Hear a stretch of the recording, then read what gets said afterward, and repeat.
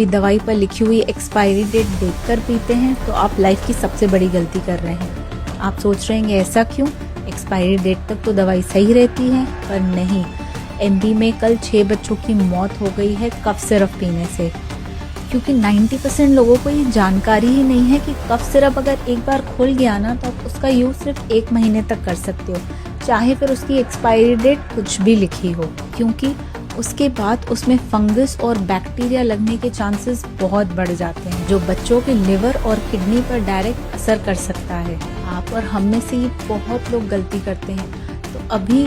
सबके साथ ये वीडियो ज़रूर शेयर करिए, ज़रूर।